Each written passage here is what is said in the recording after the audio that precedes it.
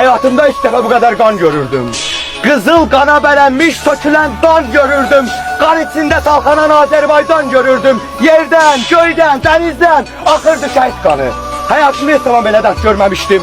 Derdi belə amansız, belə səs görmemiştim. Benim düşmanım kadar mən namət görmemiştim. Namətlərin başında takırdı şehit kanı. Yağış olup yağırdı, kar olup eriyirdi, dağ olup terpenirdi, taş olup yeriyirdi.